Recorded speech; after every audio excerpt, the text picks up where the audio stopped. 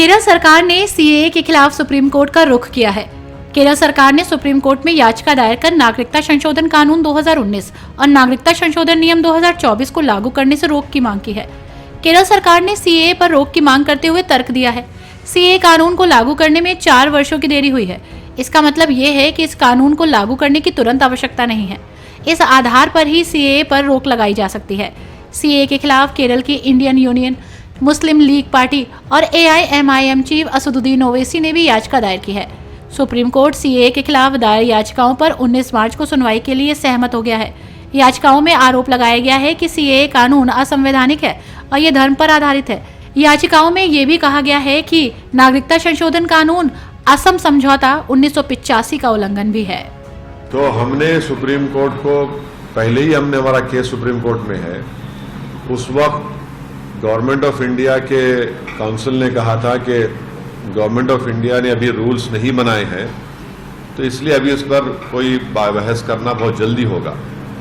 अब जबकि मोदी हुकूमत ने CAA के रूल्स बना दिए हैं, तो सुप्रीम कोर्ट जाना एक अर्जेंसी है, वक्त का अहम तकाजा है, क्योंकि अगर ये सरकार सिटीजनशिप देना शुरू कर दे एक अनकॉन्स्टिट्यूशनल लॉ पर जिसको एक रिलीजन के ऊपर बनाया गया है, तो इससे नुकसान हो सकता है।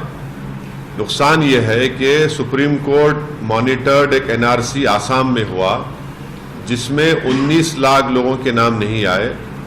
उसमें से करीब 1 लाख के करीब मुसलमान हैं, बाकी नॉन मुस्लिम्स हैं।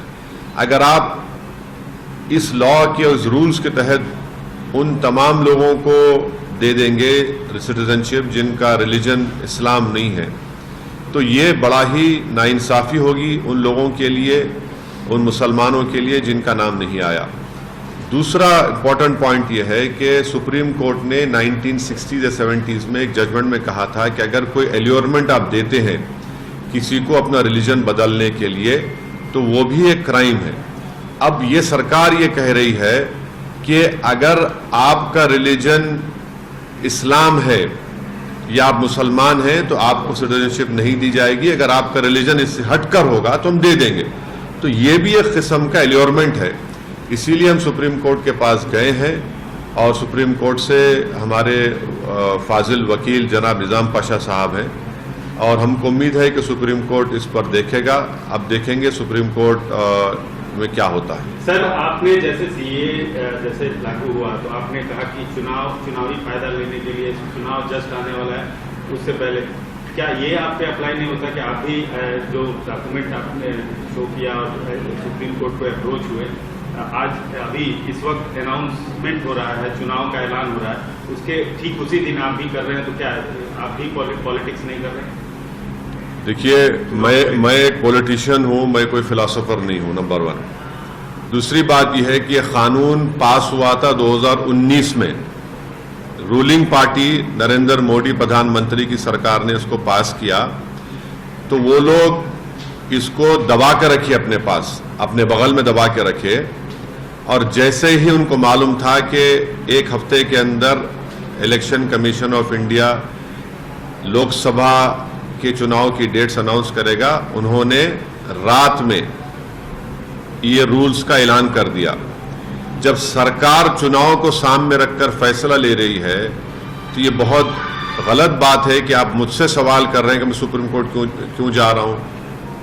जब कोई रूल्स बनाती है सरकार तो मुझे सुप्रीम कोर्ट जाना पड़ेगा ना। मैंने तो उस कानून को लोकसभा में इस बिल को फाड़ा था, जिसको अनकॉन्स्टिट्यूशनल काला कानून कहा था, और इस बिल के जरिए, इस कानून के जरिए सरकार मुसलमानों को खास तौर से और गरीबों को स्टेटलेस बनाना चाहती है, और इस कानून को आपको NRC NPR से जोड़ के देखना है। तो सियासत तो नरेंद्र मोदी कर रहे हैं और इस तरह का कानून बनाकर।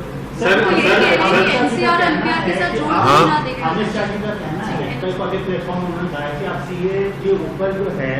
आप झूठ फैला रहे हैं, आप राजनीति कर रहे हैं, आप डर पैदा कर रहे हैं। उनका कहना है कि जो आप बात बोल रहे हैं वो प्रोविजन सीए के जो नोटिफिकेशन है, जो गवर्नमेंट का नोटिफिकेशन, उसमें नहीं है। उनका आरोप है कि आप जानबूझकर राजनीतिक फायदे मैं एक ही बात कह दी अमित शाह और नरेंद्र मोदी क्या अमित शाह ने पार्लियामेंट में मेरा नाम लेकर नहीं कहा था कि देश में एनआरसी एनपीआर भी होगा?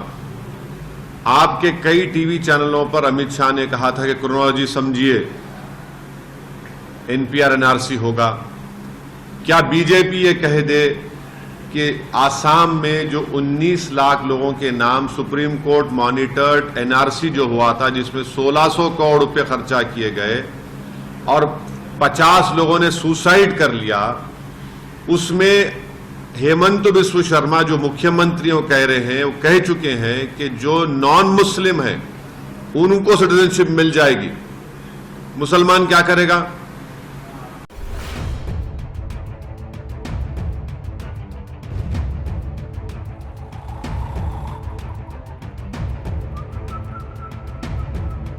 हर बड़ी खबर का असली एड्रेस है खबरनामा, इसलिए हर न्यूज अपडेट के लिए सब्सक्राइब करें और फॉलो करें खबरनामा। और इस वीडियो के लाइक बटन को प्रेस कर इस वीडियो पर कमेंट के जरिए अपनी राय देना ना भूलें।